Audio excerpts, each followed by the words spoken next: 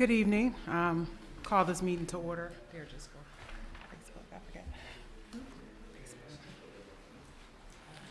Turn the meeting over to Mr. Mike Murphy.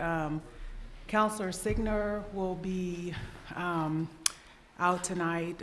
His family is sick, and Counselor Bellamy is working tonight, so he won't be here either. Thank you. All right, thank you, Madam Mayor. Okay, let's get started. So we've had a number of meetings, particularly over these last 5 or 6 days, and we're going to go over some budget amendments, outstanding budget items tonight. We are really following up from the Saturday work session in particular, and taking into account the feedback that you received during the four public hearings last night. And so hopefully we'll move forward, have a good understanding where you are, with the understanding that if necessary, we'll meet again next Wednesday, the 27th. So we have two scenarios for tonight. One of them is the new plan, the 111. And so want to talk about that first. There are $771,975 generated by the penny on the real estate tax. We have learned since we started the budget process that the state comp board is going to give us an extra $63,000 for constitutional officers, people like the tremendous Commissioner of Revenue, Todd Divers, Mr. Vandiver, Sheriff, etc. So total revenue increase is $835,000 plus. So here is how we would talk about balancing that budget for you all. So you are aware that CHAP has already $285,000 in the manager's proposed budget in new dollars. This is an additional $363,000, or just under $364,000, for CHAP, based on some new scenarios that were run by Commissioner Divers at Mayor Walker's request. We'll talk a little bit about that in depth and ask Todd to help you with that. One of the things I talked about on Saturday was since there is some tenant impact, that could we do something, some changes to the rent relief program. Also, Mr. Divers will talk about that. One thing that's been talked about, I'm not 100% sure where council sits on this, is the notion that maybe since revenues are increasing on the meals side, that perhaps some dollars would go back towards that industry for some sort of marketing assistance. There's some, you've done this before with the Downtown Business Association. Economic development is certainly ready to respond to whatever council's requests are. We're not exactly sure how easy it would be to implement such a program. If so, we're recommending this amount, about 5% of that increase in that 1 cent. We added $1 million for kind of general application to the Charlottesville Affordable Housing Fund in this scenario, and there were some other adjustments we made to expenditures, small, there are several of them that add up to this, changes that have come along the way. So one thing that we discovered is as we've looked at our debt service and the approach, which is a very conservative one that the city has taken historically, we have, in the year that we're budgeting for, always imagine that all of the previous authorized but not issued debt could happen in the upcoming year. Well, as it happens, we are late enough in the budget cycle that we know that on April 15th, I'm going to come to you with a council agenda item saying we're going to issue in this fiscal year, knowing that there's only 100 days left in it, right? A $10.5 million bond. The delta between that $10.5 million bond and a $37.5 million bond allows us to realize in the FY20 budget a savings of $850,000. So that's the savings here, and we're talking about how to implement this strategy going forward. It's a different approach than has been taken in the budgets in the past. So. We did realize, of course, there's still all this authorized but not issued money. And so we did have to spread that out in the out years, but that doesn't impact what we're doing in approving your budget before April 8th. So. Oh, I will go through this a little bit, but it's time for Commissioner Divers to either slide up to that table or come to the mic, whichever makes you more comfortable, sir. He had his name on that chair, but he removed it. Yeah, I think that way. Oh, man. All right. That looks like the hot seat. Take it away. Check. Yeah, maybe there's a handout to kind of give you an idea of what I went over this weekend. The first page gives you an indication of what the Chapin Real Estate Relief did last year. And then I've got the current proposed budget below that. The next page outlines options 1 and 2 that we've already discussed. So if you've got questions about those, I'll try to give you the rough particulars, the income cap, roughly how many people I think will be served by these programs, and then what the cost increase would be. And on the third page is actually what the mayor asked for after last Thursday. She wanted to know, what the programs would look like under these parameters with full relief up to $25,000 in income. And then we would cap income at $55,000. So this is kind of what I've come up with. I give it to you here at 96 cents and at 95 cents. And, what the difference is over what Mike's already budgeted. So I guess I'll see if you have any questions about that first. But, you're looking at 364,000 or 350 extra for those. And then on the back page, I kind of outline what I'm proposing for the rent relief program. It's actually not going to cost as much, I guess, as I thought. The formula for allocating rent relief is fairly complex. Essentially what many years ago, what the city decided was that they would reimburse a quarter of what a person spends on rent that amounts to, I guess, more than 24% of their income. But they capped the applicable rent at $6,000. And so the effect of that is that no one qualifies for relief who make less than $20,000 a year. And so I'm proposing to change that. I looked at, what's the statistic we talked about? Fair market rent. Fair market value. The last time these numbers were adjusted, best I can tell, was 2001. In 2001, a one-bedroom apartment in Charlottesville cost $500 a month. That's $6,000 a year. In 2018, that same apartment is $1,000 a month. So if we effectively double the applicable rent to $12,000, I think it's going to reimburse people actually spending on rent.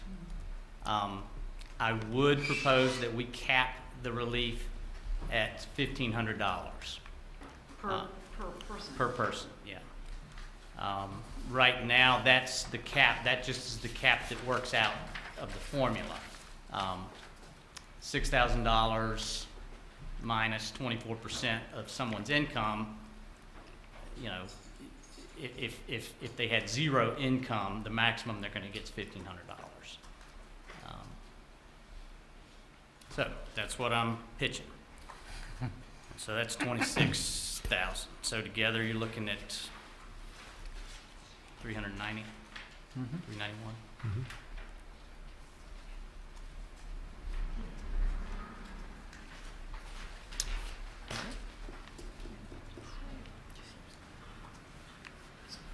I just want to, so it sounds like we're looking at multiple options still, with some with the 1 cent real estate tax increase and some without. Yeah, we'll look at a second scenario. I'll just say Okay. that It's just that all these variables moving around all the time is just giving me a headache, and I don't have the ibuprofen today. understood. We can send somebody back Yeah, to City yeah, Hall if we need I to, just but. got something from City. Yeah. So, go back, Ryan, just a moment. So, here's the big picture, right? If you put in the real estate penny, because of some decreases in expenditures on the debt service, we will add rent relief, CHAP, marketing assistance, affordable housing, and some other expenses that have changed, budget neutral. Okay, so we're balanced at this number. That's at CHAP at the, That is CHAP with the new figures that Commissioner Divers just, so it's the 285 new money plus the 364 new money, was it? Right. 360 And, and the you know, we already had Okay. just under 1.1 million. So we're basically increasing CHAP to about a $1.7 million line item in the city budget.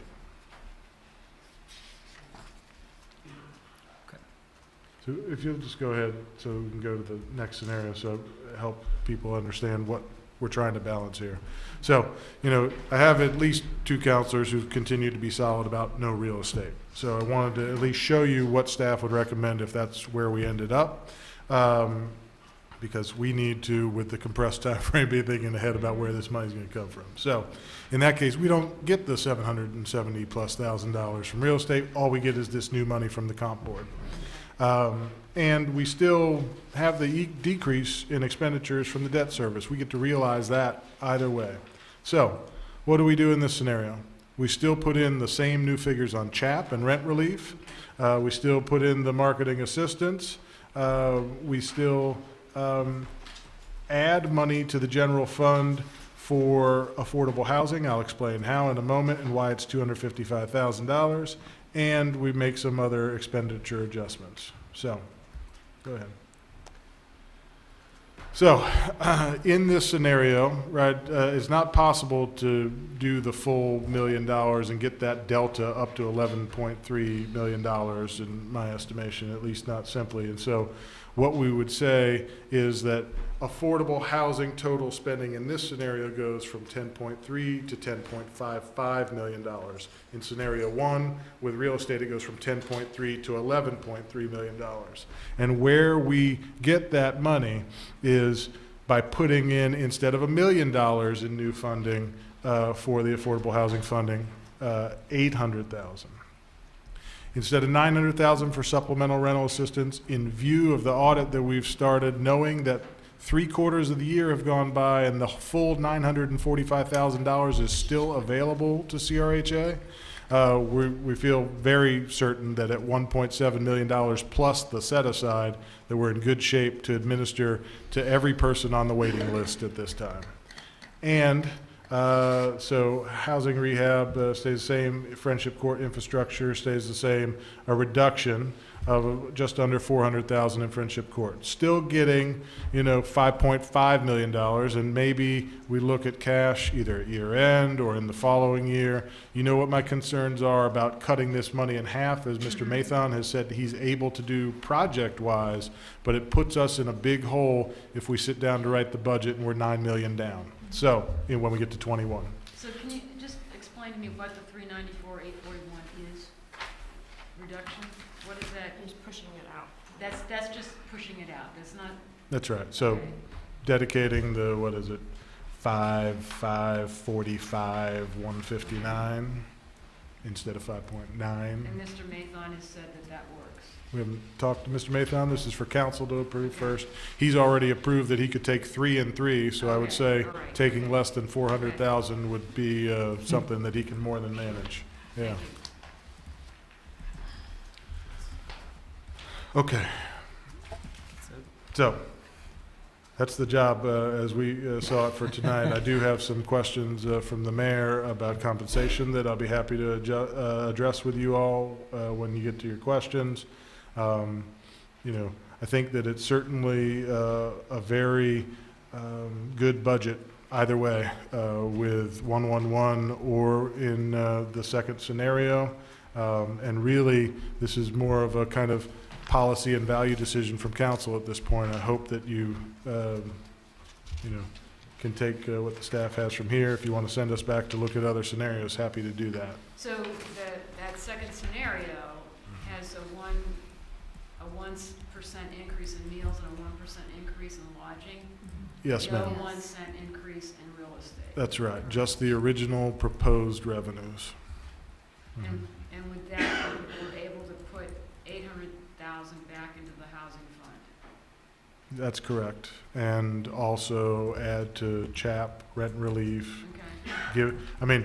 If you tell me that the marketing assistant, let me just say, this says city hotels and restaurants. Actually, when we unpacked that a bit, we're recommending that if you decide to do this, that it's really just for restaurants. And here's why. Because at the last CACVB board meeting, as Ms. Galvin will recall, we dedicated an additional $100,000 in marketing and advertising for the tourism industry. So it makes sense to me that the lodging is pretty well covered in that. And could we facilitate for the hotels that savings they get, that the restaurants get for paying on time? And currently it's, or do I have that mixed up? Is if they file and pay on time. We do that, I can't recall. You know what the dollar impact would be? Oh, okay, so Is for lodging. 180, $60,000 a Right. percent, if we're to match the meals, which is 3%, it's about $180,000. Oh, wow, so that takes, that's a cost of $180,000. That would be a cost, correct. Okay, all right. And for both of those numbers, I think, that we should wait to see if there's actually a negative impact. The information that we've received from staff doesn't show that has occurred. I'm just saying that is well received by the restaurant business to be able to get the savings by, and also it's an incentive to pay on time. So I was That's already the case for the restaurants. That's already the case for the Correct. restaurants. It's just lodging that you would want, if you wanted to add that, that's the $180,000. Right, and I didn't know that number before. Yeah. Are you referring to the marketing assistants? Yeah.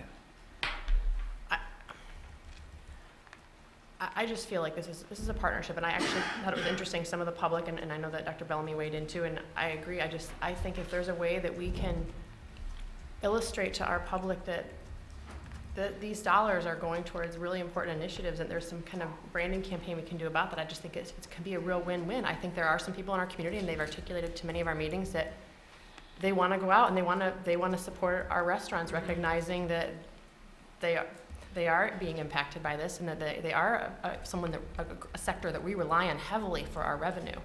And so I just think that in the grand scheme of things, I don't see this to be a significant amount, considering the $2.5 million that we're getting from this increase from the industry.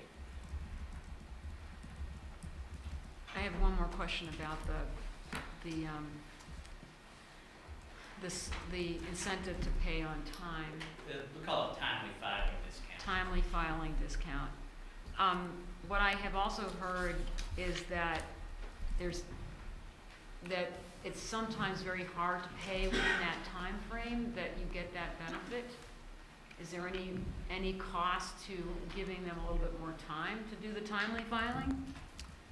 I mean, it's due when it's due. I mean, that's all set in Is that by city state and law? state code, yeah. Okay, all right. I mean, All right, just need to know. I'd have to look to see if there's any leeway, but the enabling legislation that allows localities to pay these taxes have, the uniform codes are pretty standard. So, I mean, I'm asking these questions because, like Vice Mayor Hill, I do believe that we need to show that we are supportive of this industry, and quite honestly, we're grateful that they've been doing so well, because it is sustaining the agenda that we need to sustain. But the hotels, these are, I thought this was gonna go I really think to you restaurants. clarified that it's related to restaurants. okay. Yeah, it's not going. And you're talking about the timely filing fee, that's just for Yeah, and I'm restaurants. gonna drop. No, that's Okay. hotels. I'm That's hotels. I'm gonna drop the request for the timely filing fee for hotels for another time. I didn't realize that cost $180,000. So now we're just talking about the marketing assistance specifically to restaurants. Yeah.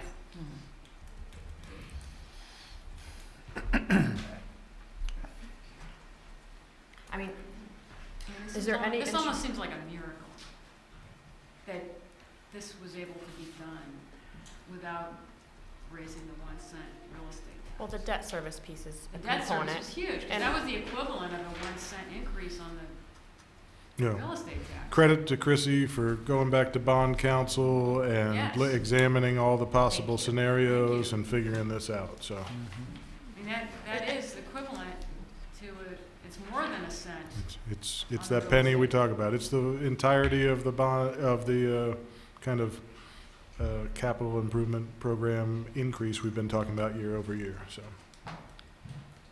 And the other piece is just that flexibility, that realizing that there wasn't comfort with staff of shifting a full 3 million before when we were talking about having the meals tax be considered out of the picture, but that there is comfort, it sounds like, with shifting just a smaller Mhm. portion of that. And then we can make I feel good about the $800,000 in the cap right now. And then we can still make the policy that any any balance at the end of the year can go to the cap.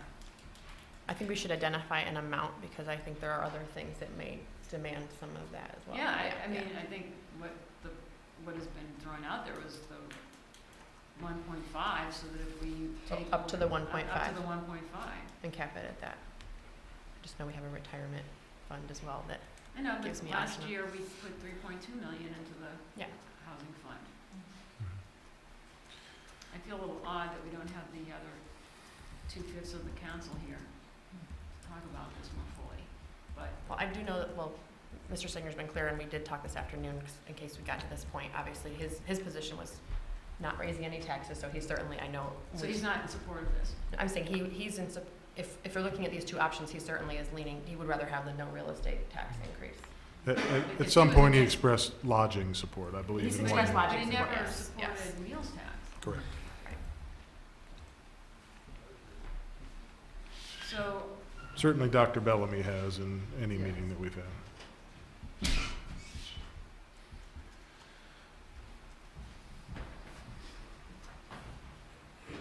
Well, I feel much more comfortable, I mean, I've certainly been the one that's So- been, If I can Mhm. unpack your desire at the year end a little bit, just in the event that we're close on this part of the budget. So I want to make sure I heard you correctly, that you would like to add, if possible, 200,000 to the Affordable Housing Fund, or the 750? it's 1.5 million minus 800,000.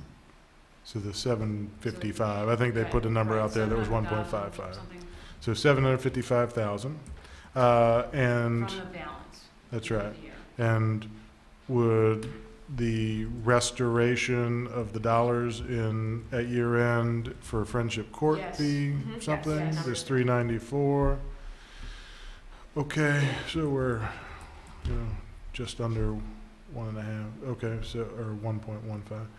And so, do you want to put more money into CSRAP, or are you satisfied that because they haven't expended any dollars in 19, that there's more than adequate funding, knowing that there's 900 every year going forward?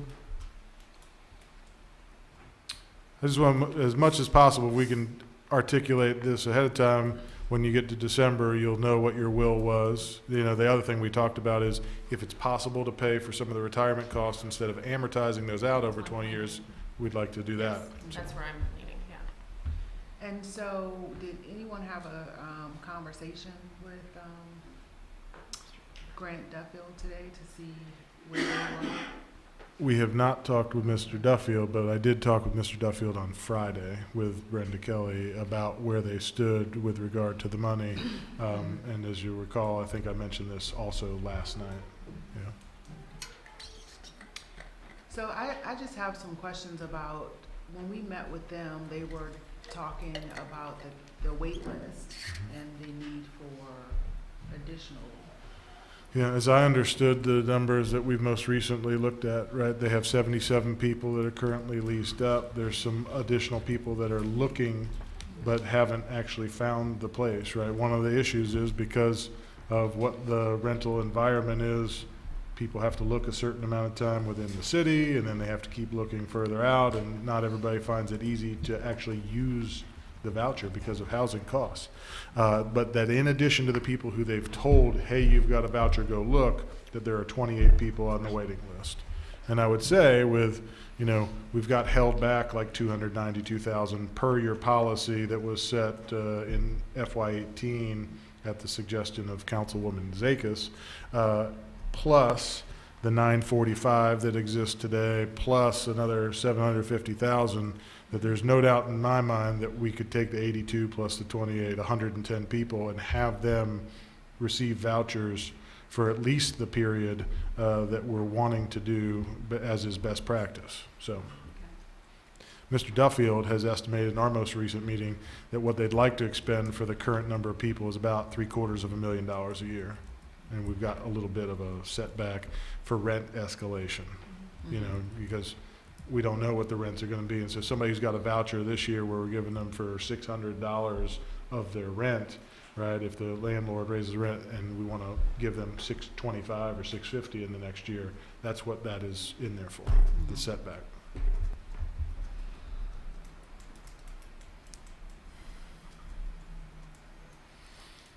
And certainly, I mean, if you want to add that to one of your priorities for the year end, we'll revisit it in December based on what the real experience is.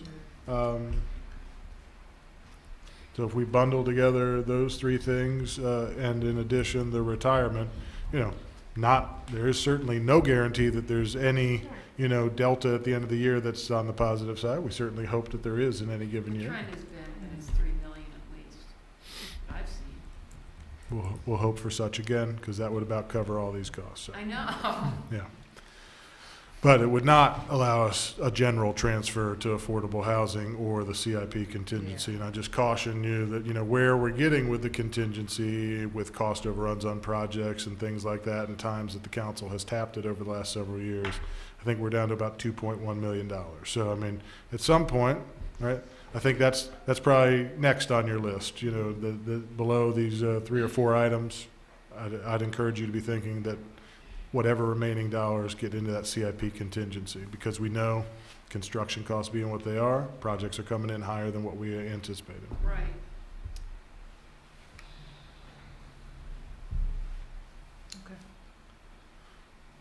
So of the people who are here, I mean, am I correct in imagining that scenario 2 is satisfactory with the idea that we get to December and have a look back with some of the potential at year end? Yes, Yes, for me.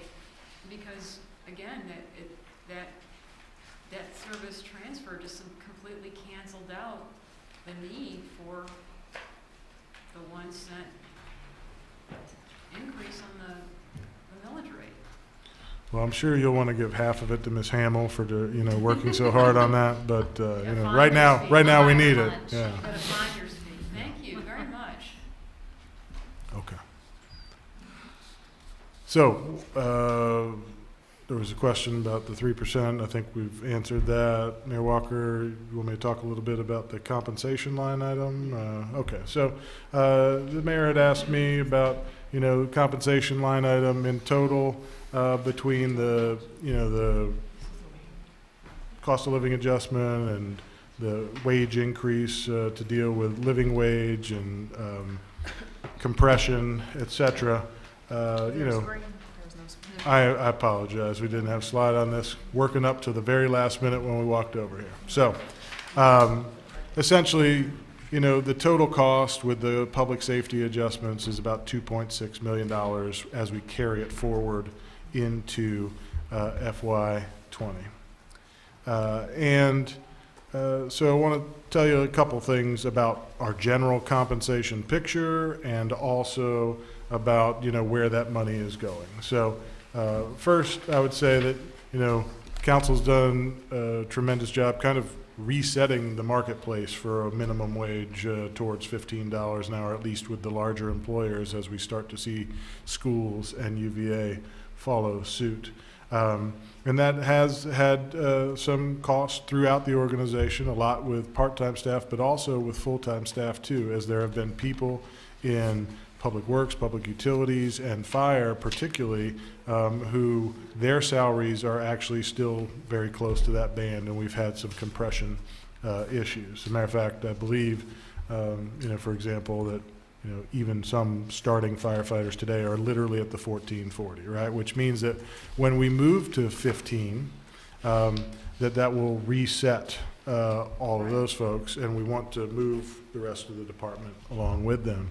And what we discovered is that what happened in the year that we're in, prior to just recently, that, you know, firefighters experienced that increase, but police did not, right? So they were down at like 40,300 or 40,500, but fire was at 41.9, right? And so part of what we did when we did the 4.83 earlier this year was to just get them even with fire.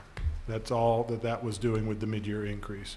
And of course, over 500,000 of the 20 money of that 2.6 is just realizing that cost during the next 12 months, right? So there's some employees who are earning under the 41 in fire, is what you're saying? No, the bottom firefighter is whatever 1440 times 56 times 52 is 41.9. It's 2912 is the number of hours on a 56-hour work week, There you go. annualized. So 2912 times 1440 for the people with calculators. So, and I believe because they work 56-hour schedule, there's a little bit of difference for those last 3 hours. Is that right, Chief? 1.5 hours of overtime every week, 3 hours of pay period under the Fair Labor Standards Act. So, certainly over 42,000 per year. I don't know what it would mean over the course of the whole year. So, as far as some of those professional staff, when we talk about kind of firefighters, police officers, social workers, you know, and start talking about, you know, housing affordability and all that, it's a good number of the folks throughout the organization. And so because as we've looked at that in the organization, we've got how many people are affected by the change in living wage. Up to this point, we've only dedicated a certain amount kind of between, you know, up to $18 an hour or so for that compression, when we know that that compression kind of has some ripple effect throughout the organization. If we kind of think about that as people who make between that $15 up to, say, $25 an hour, 50,000, over 60% of the employees make 50,000 and under. And 94, I know that Mayor Walker has talked a lot with you all about that 89.6 as area median income that we use for our housing. 93 point some percent of our employees make less than that AMI. So we looked out in the marketplace. Albemarle County's given 3%. The schools are giving 4 and 5% increases. Other peer localities, you know, we're giving some increases and adjustments this year.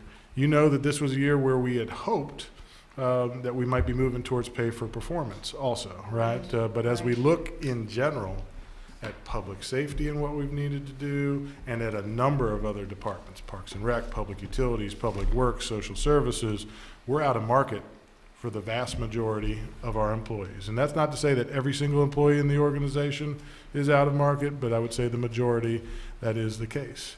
And so it does seem that since 4.17 was the precise percentage that we're moving to go from 1440 to 15, that would help us to relieve some compression issues. And moving forward, we want to be able to do pay for performance. But it'd be my recommendation to the council, and I did discuss this with the mayor earlier, that we need to look more globally at other compensation systems, right? We've been with this broad banding system for a little over 20 years, Mr. Beck. There are lots of other systems out there in the world, and the majority of them are not this. And so I think that there is some major study in compensation that needs to happen going forward. But for the year that we're in, certainly was recommending this 4.17% increase. You know, about 84% of that $2.6 million is going towards police, fire, sheriff, and the rest is for the rest of the employees. And that's really because of the extraordinary expense of the benefits, but that's part of how we have compensated over the years for pay that really wasn't adequate in public safety. 84%, yes, ma'am. So I think it would be helpful,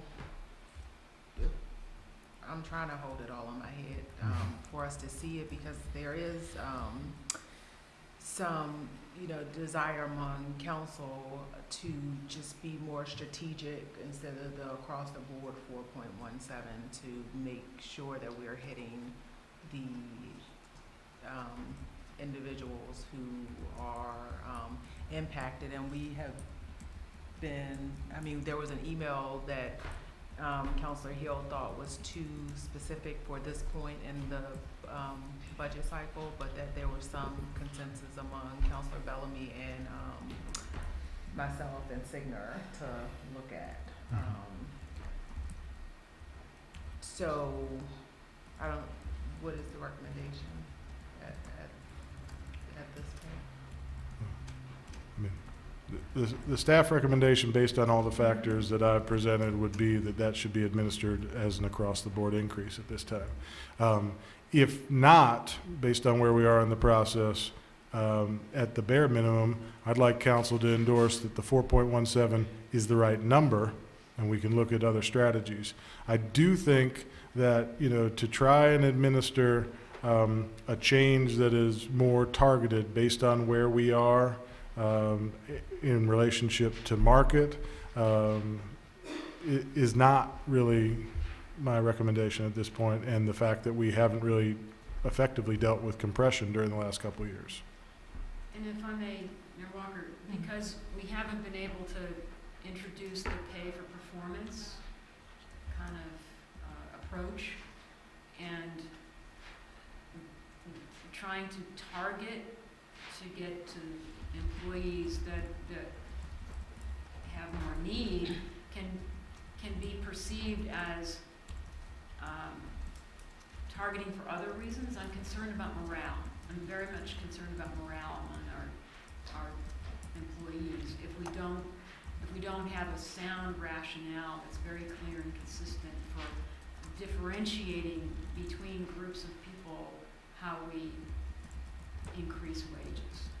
That's my concern. So we do have the compensation study, and it clearly shows there are some, and we Right. discussed this earlier, Mhm. few that are above market. There are some that are, you know, at that high, mid, and then below range. So I understand that it's late to figure it out, but I do think that it could have been more strategic, because even with the increase, we're still gonna be,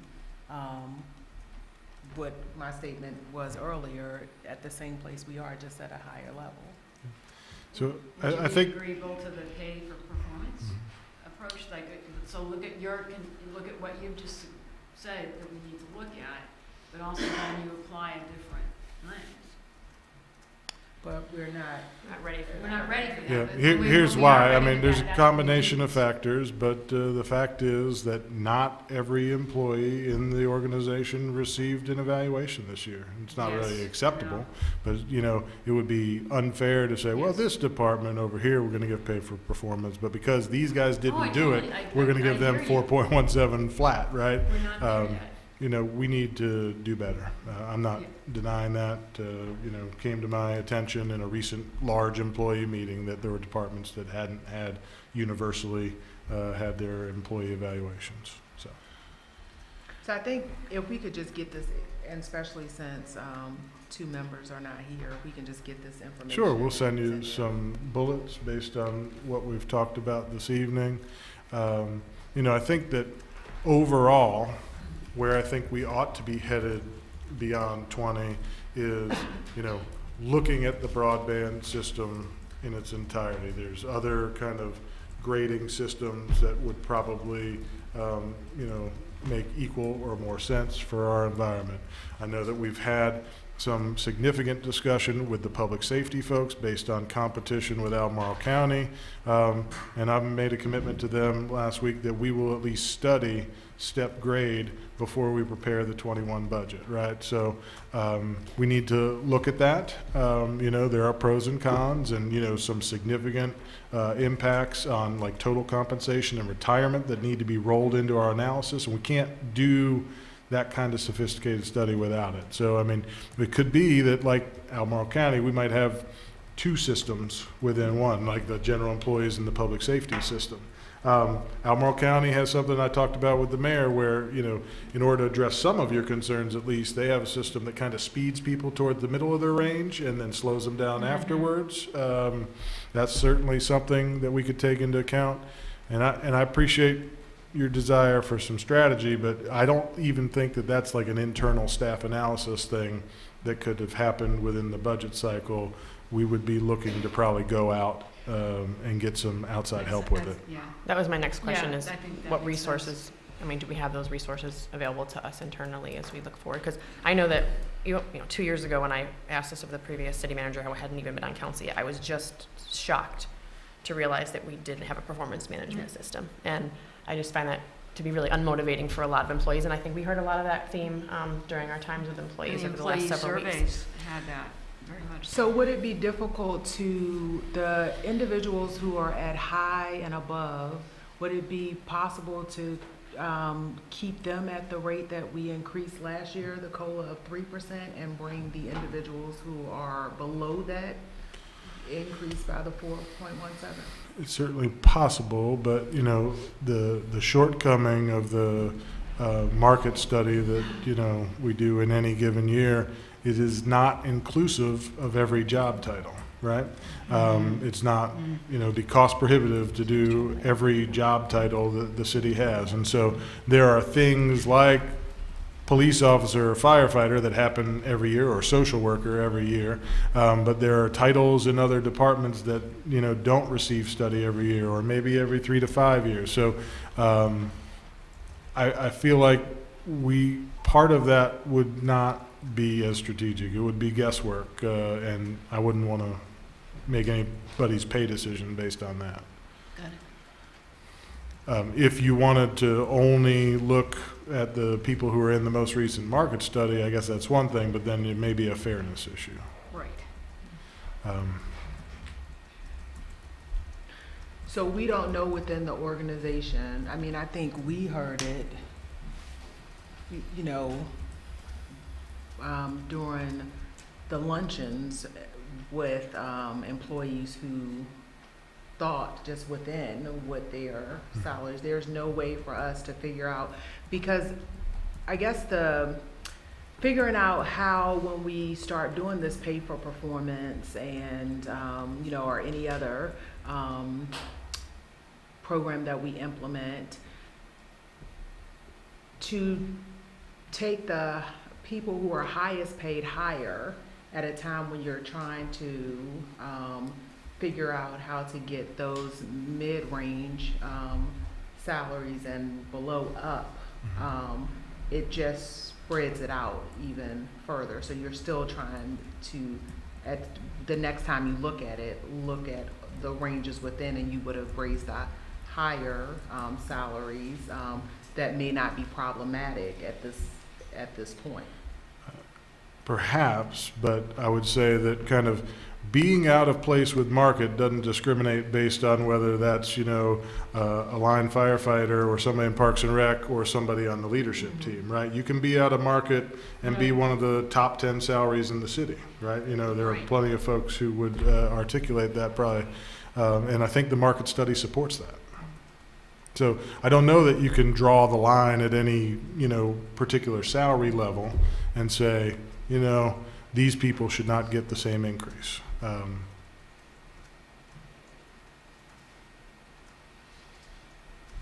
So how this last market study that was done, how was that decided?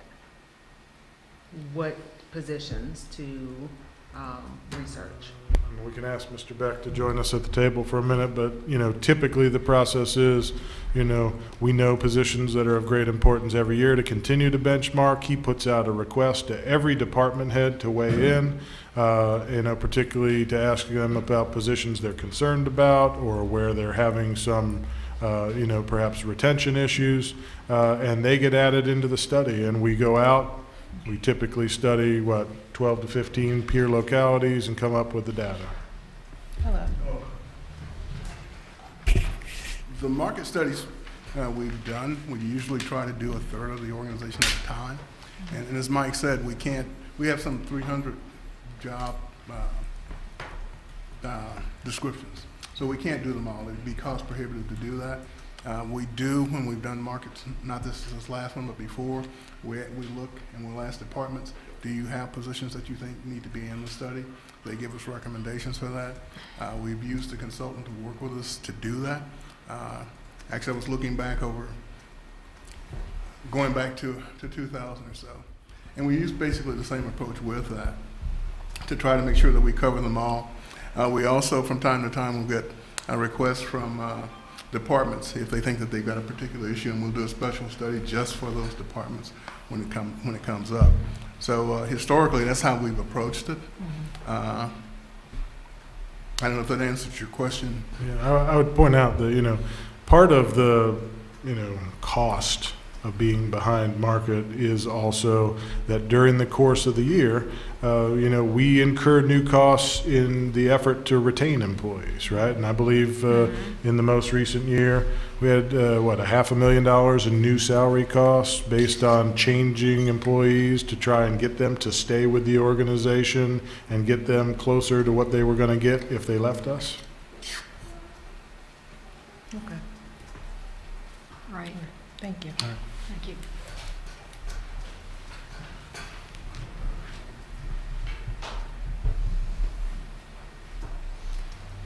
I would just like to make a statement about like moving forward, because I think that this has been wonderful that we've determined that this year we don't have to raise the real estate tax.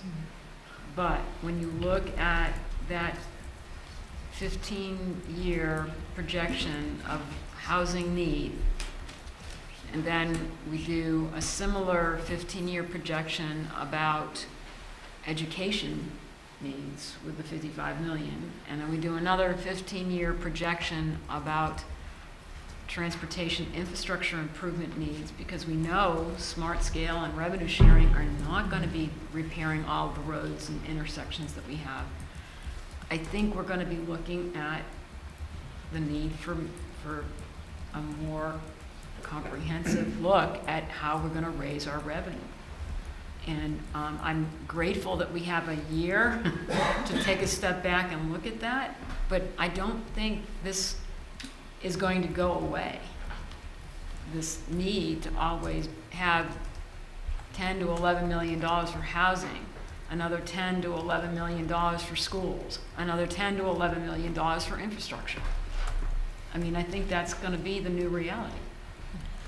Well, and I while the housing tool that you all in this room looked at with the hack may kind of smooth that out, you know, I think we've talked about, you know, can it be over some period of time? Since the original study was till 2040, you know, should it be a 15-year or Yeah. should it be a 21-year? I mean, there's some variables in there that might change that a little bit. And the school one, I'll just point out, right, they're not trying to smooth out $60 million over the course of a 15-year arc, right? They would like to, in, you know, maybe a 2-year cycle, you know, get $60 million or so, right? You know, 55 to 80. Find out. And so, without, you know, making changes to the other commitments you're making in the budget, just tell you that we think that that is close to the impact in a 5-year span, 66 cents on real estate, right? Which is, you know, a whole lot different than the, you know, the angst we've had over this 1 penny, right? So, there'd be a whole lot that would need to get changed and prioritized in the current spending. But I also think that once we get a better handle on that, we have got to go out into our neighborhoods, into our community groups, our schools, and talk about it, because the public has not been aware of this need. I mean, when people come to talk to us about not raising their taxes, they haven't been seeing this problem up close like we have. And I think we owe it to the public to make sure we get that information out there. Because I know we've all been doing it one-on-one with individuals, residents, businesses, but this is going to be a more community-wide outreach to say this is what we have to do now. And again, I'm grateful that we have a year to create a community engagement plan. But it's not, you're right, 1 cent is just the tip of the iceberg. Agreed.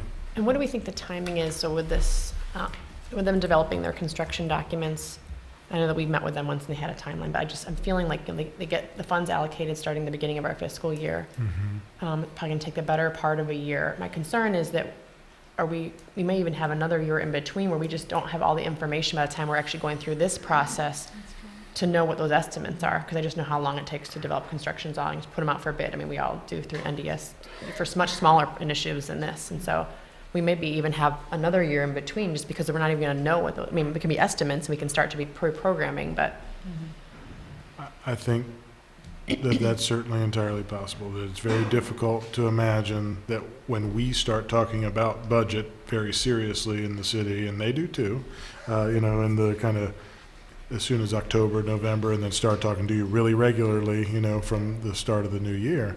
It's hard to imagine that they'll have those documents back in 6-7 months, but certainly it'd be like it's 9. possible. But they're expecting to get this started this summer, right? Yeah, I guess the question is, if they feel like that there's some way they can go out to bid before July 1, maybe we hit the right timeline, but, in general, right, like we would never, in the city, go out to bid unless we'd already identified the funding source and it was sitting there waiting to be spent, so, All I know is that designing construction documents for a house usually takes 6 to 9 months. This is 9 school buildings are gonna be impacted, or the six elementaries and the 2 middle schools, and then they're all gonna have some impact on them, because when you put the 5th grade back in the elementaries, there's gonna need to be changes.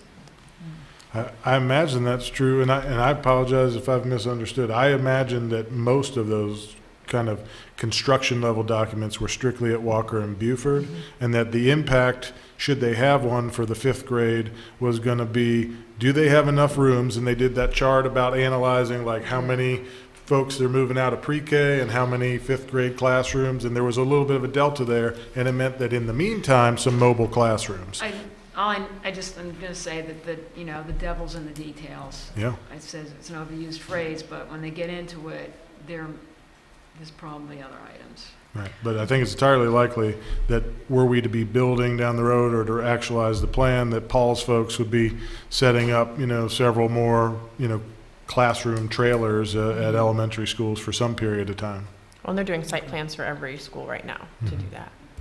Because even this 3 million ask for something that, they've known and they've been looking at for a decade came pretty late in our process. I'm just hoping we can be more proactive with them on a number of fronts so that we don't have this miscommunication that's kind of played out in the public, even the last week, around what they need, so that we have both our CIP requests and real clear understanding what their ask is. So I mentioned that on Saturday. I hope we can learn from some of these lessons, especially with timing, because it is frustrating to not have it in front of the Planning Commission's version of the CIP, and I know that was expressed when we first met. And I'll just say that based on wherever they may be at the time, that the sort of meeting that you and Mayor Walker and I had with Superintendent Atkins and, the staff over there, that ideally might happen again in like October, November, right, instead of when we had it this year. Yeah. Okay. So, I think especially since Counselor Bellamy and Signer weren't here, that we probably should, maybe plan for this March 27th, but, I was afraid you were going to say that, Mayor, but we'll have a whole 8 days off. We'll be so fresh and ready to talk about And it we again. can send out a summary in the meantime of tonight to everybody. Yeah, and I'm maybe gonna be we'll honest, decide I mean, not to. what's the guarantee that they're gonna come on the 27th? I mean, I'm serious. That was Any of us. maybe something for after. I mean, Yeah. maybe just see what the summary is and see if that works. well, we can just plan, and if we don't, we can. City space is make booked. It's on there for now. Yes. And Okay. So, and we'll Okay. talk Yeah. to them, but it will give them, and that's a Wednesday. Yes, ma'am. Yes, ma'am. And so it's a, I mean, Oh, yeah, it's a Wednesday. that's better for yeah, us. okay. And I love you all, but No, I We know, love you. I mean, it's just Done. like, it's just that this has been the 3 women on council. Okay, so open it up for public comment. Yes, ma'am. and Chippy. All right, I can't so help I'm it. gonna open it up Get a for, headache. public comment. If you would like to, speak, please come up to the mic.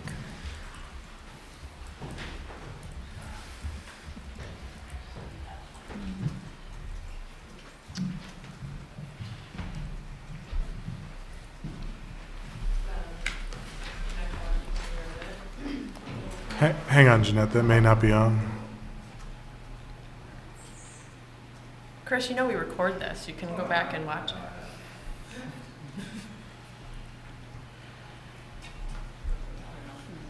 It's part of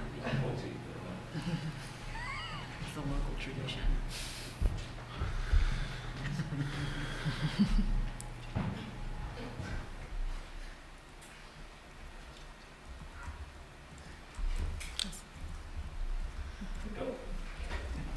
Jeanette Guanci, Charlottesville, West End.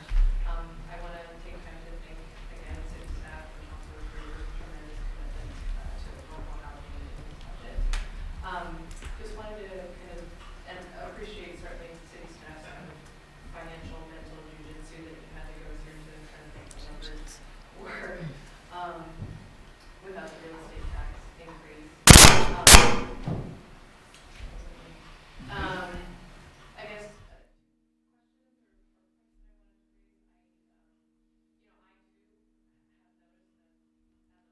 my property assessment has gone up 18% in the past year alone, which is certainly shocking. But after talking to a former Charlottesville Area Association of Realtors board member, what they had mentioned was that actually these adjustments over the past couple of years have to do with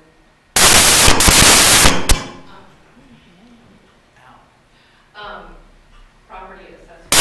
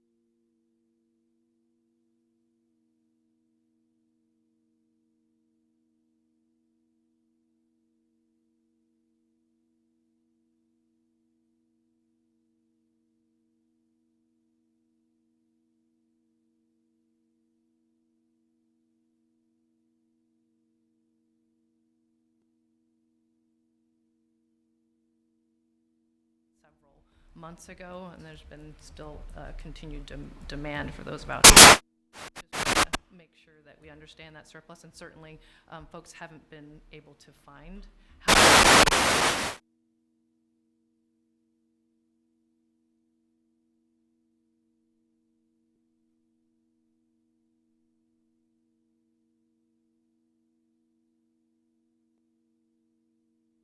So I just ask you to consider those points.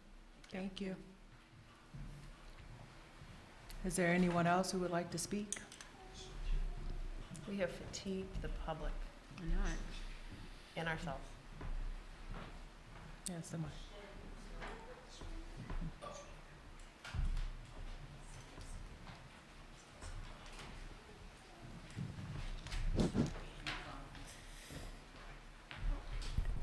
So, my name is Ayana Bryant. I live in Charlottesville. My question is about, like, what is the real repercussions of raising the meals tax 1 cent? Like, I feel like it's not going to be the first time we've done it. And is that still an option on the table? That's in our plan. Okay, so that is already, like, everyone is in consensus with We don't have that. consensus, but there's enough members of council that's been Okay. planned. Yeah, because I was like confused about that. And then my other question is like, how much money will you make from what tax are you proposing to raise 66 cents? Oh, we're saying that, and we get into a future scenario where we're Uh-huh. looking at possibly funding the Right. school's construction. Okay. That if you were to put that in equate that to what a tax increase would be, I mean, that's not something we're proposing. We don't wanna Yeah, be that's what I was reporting like- on that. Okay. But, it's just to kind of, really, just to illustrate the point of how enormous of an ask that would be, and that we're gonna Okay. have to really look at other sources of revenue. So what about the $500,000 for the schools? What do you? With the current operating request for this year, the Yeah, that 500 they're that we asking didn't- for to expand the AVID program with a new position, a math position. Like, is that not included? Why not? So the amount isn't included in this budget because Dr. Atkins and Mr. Murphy, they met and she presented him with cuts and then us with cuts. I think at this point, the schools will have to go back and decide what they're actually gonna cut and whether Okay. those programs are the ones.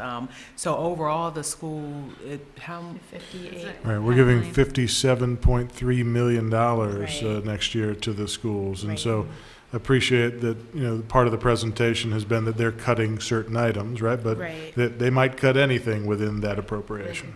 No, yeah, it's just interesting because it seems like a few school board members are calling for the community to advocate around the restoration of the $500,000, and then they don't have a set what they're saying from the board, and then they're asking the community to advocate on their behalf. However, like, I'm just confused about why that wasn't included in. So that was a cut on their part and on not their on part, yours. yes. And Okay. I spoke Saturday and, to Dr. Atkins and some of the board members about just the pressure that we received Right. based on decisions that they made, Right. that we didn't make for them. Right. And that just in the future, hoping that there's just better communication around that. All right, thank you. Thank you.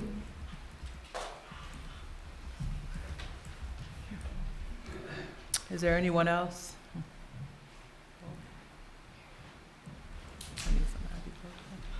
Hey guys, I got a couple questions too, if that's okay. First off, I noticed in the parking enterprise fund that there's a $1.2 million after transfer to the general fund profit compared to $300,000 last year. They're transferring $1.2 million again to the general fund, which is $300,000 less than last year. So meanwhile, there doesn't seem to be any transfer projected in the CIP for the parking structure. What's the purpose of the parking enterprise fund's accruing balance? Want to come deal with this, Mr. Engel, or Chrissy's ready? Yeah. So, do you want to do it? The transfer in 19 is reduced by $300,000. The parking structure is in the CIP, and that the transfer from the parking fund back to the general fund helps to offset the debt service cost of those. But the parking enterprise fund is intended to operate as a business in and of itself. Including constructing the, The construction for the parking garage will actually be bond funded. and then if it's operated as a business as itself, is that supposed to generate a profit? So it doesn't currently operate as a business on its own. It is currently just a subset of the general fund, but the future plans are that revenues generated by parking structures would create a business and a revenue stream that would then in the future help fund those kinds of costs. And parking enforcement, perhaps not, like just in the garage, but in the street.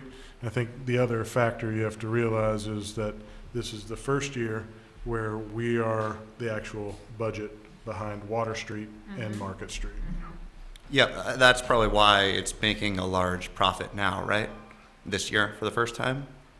I guess my question is the goal, once it's a successful, profitable business, to then distribute profits like a business would to its shareholders, us, the So city? it's not really making a profit. That transfer that's coming from the parking fund back to the general fund really was meant to replace the revenues that were currently in the general fund, i.e. parking fines, garage Permits. revenue. That transfer replaces those because we sort of set that aside in a parking fund. And as the parking fund continues to generate revenue in excess of that, then the transfer back to the general fund will be less and less and less. But right now, that's just a replacement of money that we took out of the general fund, put in the parking fund to sort of get this So going. the goal is to move more expenses over? Well, into the fund? all the Expenses are already expenses are in there But now. when we created the parking fund several years ago, we couldn't take 1.7 million out of the general fund in one fell swoop. So it's gradual. That's why it decreases every year. So the transfer back to the general fund will be less year after year after year as all those revenues are recognized in the parking fund, but all the expenses are already there. So we moved, everything used to be in the general fund. Does that make sense? And now it's in I the get parking that. fund with the parking operations. But before the transfer, it is making $2.5 million this year in net profit. I'd have to look at the numbers. I can't, I don't have, let me look at the budget. We'll look it up. You have another question? Yes, on education, we heard from the superintendent, I think, that there's clear evidence that combining the upper elementary and the middle school will lead to better outcomes. Have you all seen any of that evidence? When I was on the school board, I did, yes. Was that back, I guess, when was that? Best I can tell, 10 because I years ago. looked, And is that it all happened happened when I was in high school. Oh, thank you. Yeah.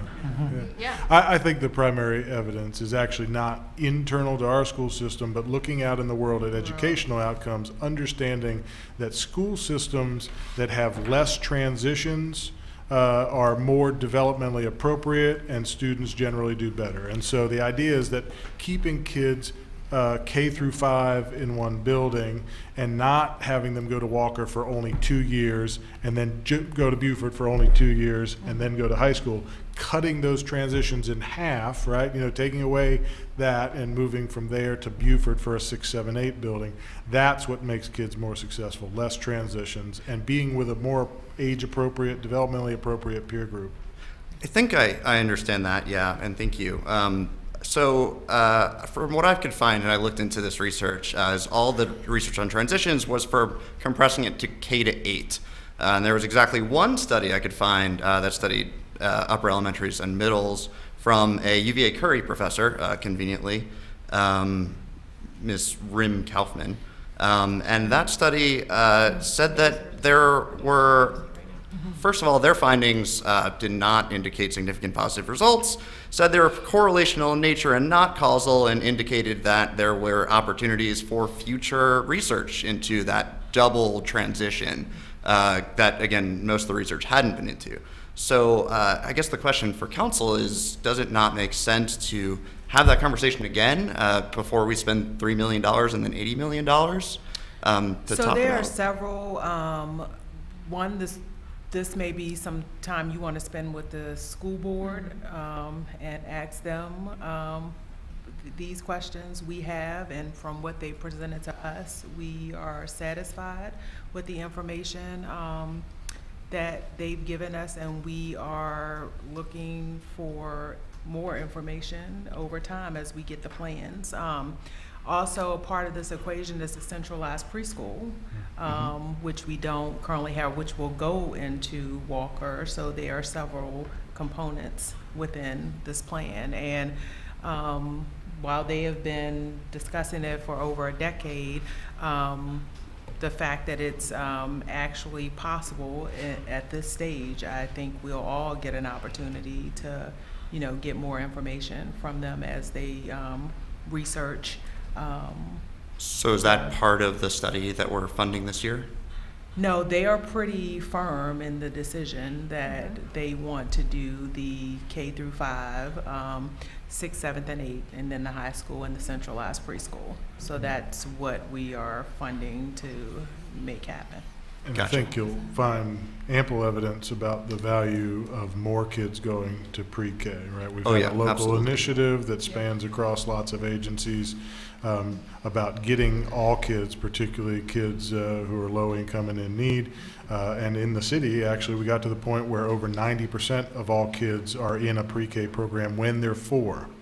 one of the big benefits of should the schools ever implement the reconfiguration is right now they only have the ability to serve 60 3-year-olds, and they would be able to get that up parity with the 4-year-olds and adding another 100 slots to it, so they'd get to 160 3-year-olds overall. And that carryover benefit for kids, Dr. Bellamy, if he was here, would talk about word gap and all this other great stuff, but it makes a huge difference to get 2 years of pre-K.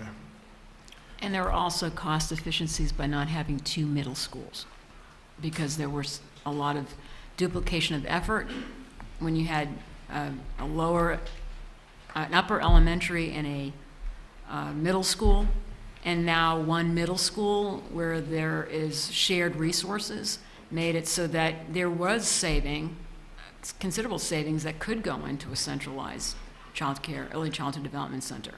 So there were a lot of cost benefits as well, not only cognitive benefits for the children. Going back to your parking question, so there was money that council allocated for parking in the beginning. Was it $1 million, or what was the $500,000? So we're starting that money also was transferred over to the parking fund. So the money that's not being transferred back this year is part of that seed money that carried over, as well as some incremental difference in the revenue that will be used to help offset additional parking costs that could be coming forward. So it's not all a profit. A lot of it was money that was originally allocated from council. So is it not reflected in the expenses for the fund because it's a rollover from the previous year? Yeah, so if you look at the budget, you'll see a beginning balance of $1 million, and the difference between the revenue and the expenditures, we're only looking to add about doing some quick math, about $40,000 there. What page is that on, Chrissy, just for? M7. And was there any examination of raising the rates now that we control all the garages and we know there's a shortage and a wait list? Well, And we have at least an appraisal saying we can make more. I'm pretty sure that was a whole council initiative to get them to this lower rate. That preceded me, but I remember there being a lot of discussion and there was a lot of negotiation when we didn't own it, that we wanted the rates to be lower, and now we own it, and so we can control the rates. We want to encourage people to come downtown and to frequent the Sorry, downtown I area. meant the monthly rates, not the hourly rates. I understand council wants the hourly rates low, and I get that. You mean the rates for staff? No, not No, for they staff, just just want for monthly the rates. monthly reserved and floating spaces that we sell to private businesses around. My understanding that that downtown. was pretty much Anybody who's got a market rate. hang tag is basically, I believe, what you're talking about, right? Yeah. So we did effectively raise the rates, we equalized the rates Yeah. between market and water this year. Mm-hmm. So the monthly rates are equalized now, and it was a differential, but given the fact that demand has materialized consistently over years, we decided to equalize them. So now that we're managing both, we've got them set equally At 135. at 130. And does staff agree with the appraisal that says we could raise them to 165 or 200 for reserve that CPC commissioned? I wouldn't say we agree with that 100%. Does staff believe having a wait list is beneficial, neutral? We do have a wait list. We'd like to see that dissipate. We actually just moved some additional folks in at Water Street in the past 2 months for some nutrition and some I think you got to remember, right, like the intent of the garages is not only to serve monthly parkers, right? We're incentivizing people to come downtown. That's why under the new, parking manager, we've got both garages giving the first hour for free. So, I mean, there is some portion of each of garages that we're trying to get people coming in and leaving, right? We don't want to give out a monthly tag to every spot in each garage. I get that. I'm And not there is advocating to increase the number another of garage spots. being talked just about that being there's built. more people who want to buy a monthly spot than we offer. So since we're not going to increase the amount of them because we want to preserve them for monthly ones or for hourly, can't we just raise the rates and get rid of the wait list and make more money that we can use? Could, or we could also move forward with building another garage on Market Street, which is the council's plan. All right. Thanks for your time. Thank you. Is there anyone else who would like to speak? And just to follow up on Mr. Murphy's comment, that building of a garage on Market Street was a critical component of the agreement between the city and the county to make sure that the court stayed co-located on Court Square, just for the public record. All right, so we're gonna close the public comments. And is there anything else that you need from us tonight? No, ma'am. We'll see you next Wednesday at City Space. Well, you're gonna send a summary, You'll advise us, and And we then will we'll notify the public. engage with our Yes. colleagues and figure out. Yeah, I just think we should all be present and on record for the decisions No, that we make. Yes, ma'am. Okay. All right, meeting adjourned. Thank you all.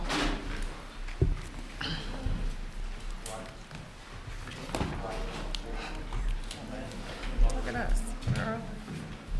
Go get back in the bed.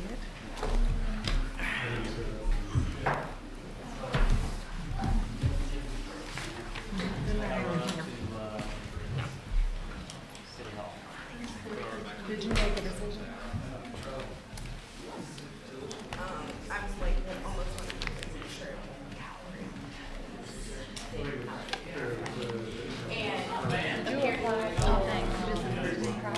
I'm just gonna refer to them tomorrow. It's just a dodge, though. I'm gonna send them the PowerPoint right now. And I would feel better, council, knowing that there's a